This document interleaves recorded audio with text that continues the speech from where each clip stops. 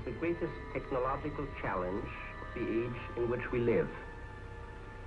The first decisive step in the conquest of space will be the placing of an object into an orbit wherein it will indefinitely circle the Earth. 1954. Sputnik 1 shocks the world and puts the USSR way ahead in the Cold War. Sputnik 2 takes a dog into space, the first living creature to leave the face of planet Earth. Russia then shocks the world by sending an unmanned probe to the moon. Meanwhile, the US Army plan Project Horizon, a plan to colonize the moon with Americans. This plan was soon abandoned when the true nature of the hostile environment of outer space was discovered by American and Russian scientists.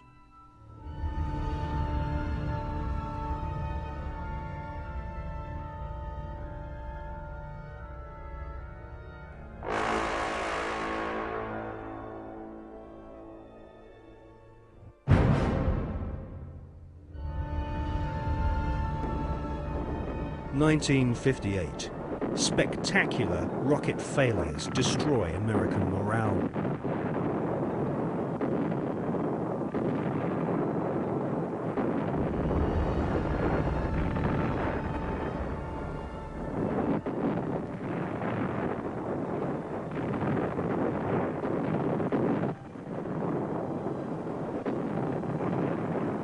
The Explorer 1 space probe confirms planet Earth is surrounded by dangerous radiation. Radiation so powerful that it could cause nausea and cancer. The Van Allen radiation belts and solar particles from the Sun are extremely hazardous to humans. Space is also full of micrometeorites which can rip through spacesuits and metal in the blink of an eye. Meanwhile, Russia celebrate getting the first man into space, Mr. Yuri Gagarin.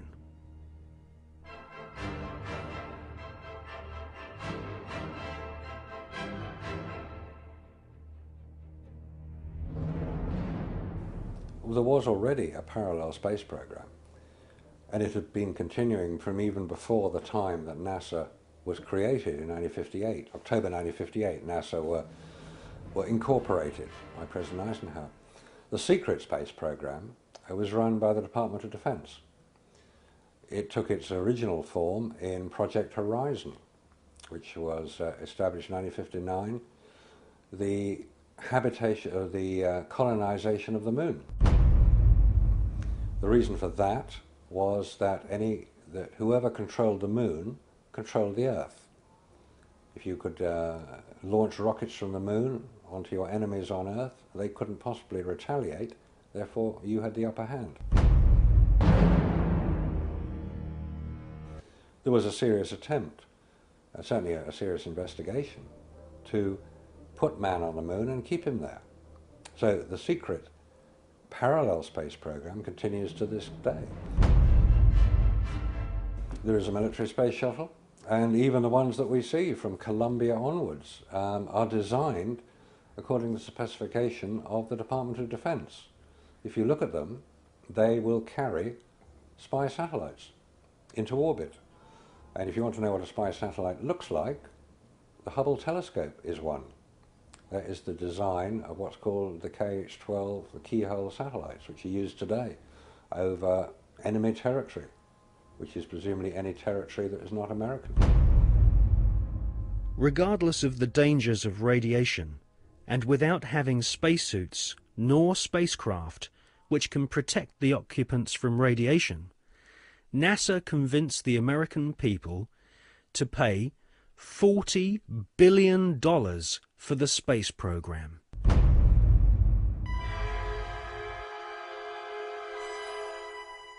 The most lethal forms of radiation, of course, are at the higher end of the spectrum. That's gamma rays and X-rays. We know what ultraviolet can do. If you stay out too long in the sun, you get sunburn and skin cancer and die, and it's all very sad. But gamma rays, and X-rays especially, are particularly lethal to humans, unprotected humans. There was no protection that I have been able to identify. I've found no reference to it. I found nothing that will tell me what level of protection is offered, so I have to assume none was. I've contacted the manufacturers of the spacesuits, and they said there was no radiation protection built into the spacesuits, because I asked them if these same spacesuits could be used by technicians to go to Chernobyl or 3 Mile Island, because the nuclear reactors produce the same radiation as produced in space. They said no, not advisable, no protection. Ex-Nazis were now in charge of vast amounts of tax dollars.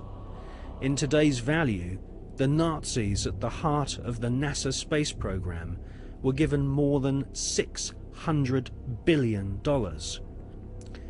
All NASA had to do was announce a new space project, and the money was handed over so that the American government could save face in the Cold War.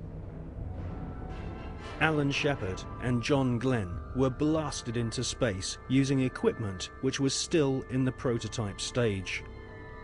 John Glenn reports UFOs to Mission Control, which he describes as looking like fireflies, similar to the Foo Fighters reported by pilots during World War II. Werner von Braun and Hermann Oberth were later to confess that they both believe alien life forms exist and may have already visited planet Earth in the past. NASA soon learned that we are not alone in the universe.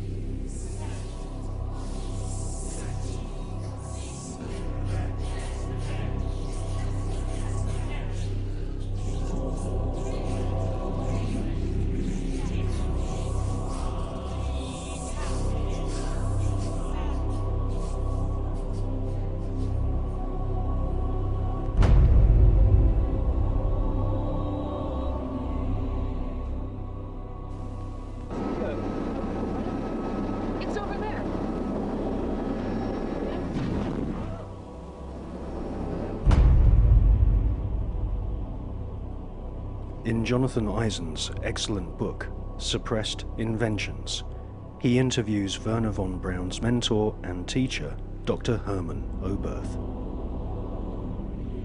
Dr. Oberth makes it quite clear that he has studied the aeronautic performance of UFOs.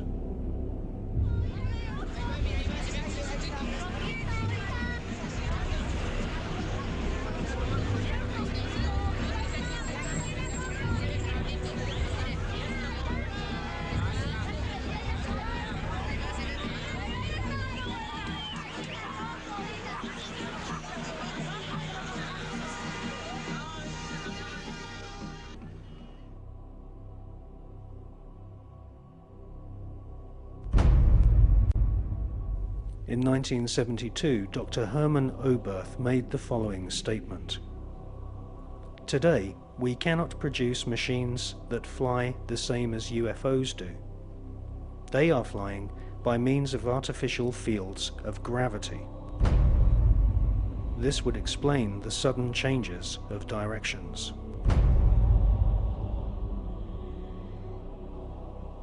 This hypothesis would also explain the piling up of these disks into a cylindrical or cigar-shaped mothership upon leaving the Earth, because it is in this fashion that only one field of gravity would be required for all the flying saucers.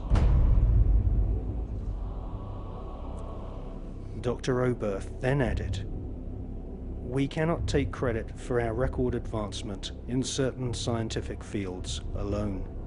We have been helped, and we have been helped by the people of other worlds."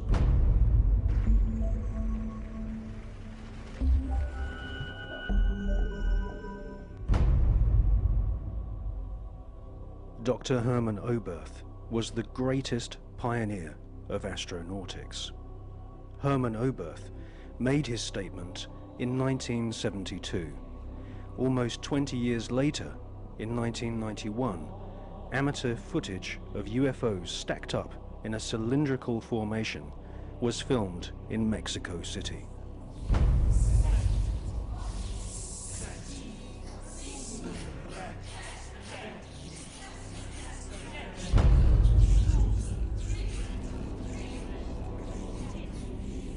It's a monopoly that is being conducted through science about the possibilities of finding life in a different planet or satellite in the space. We have many other reasons to believe that NASA has been lying in every respect. It's very difficult to know if the politicians know the real truth or not. We know that there is government inside the government.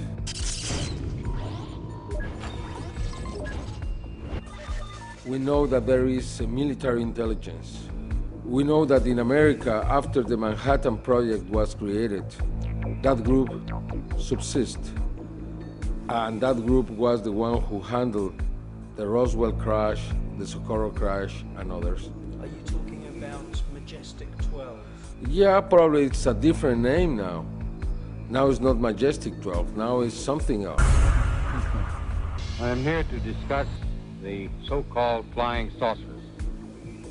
The Air Force interest in this problem has been due to our feeling of an obligation to identify and analyze to the best of our ability anything in the air that may have the possibility of threat or menace to the United States.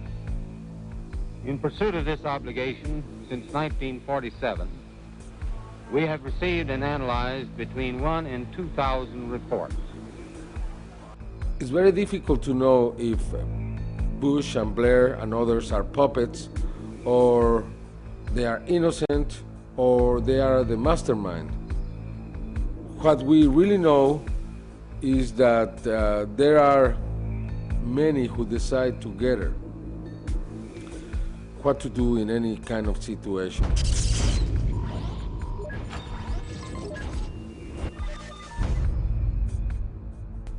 The Russians now have a very different policy around this phenomenon. We have to remember that when Gorbachev met Reagan,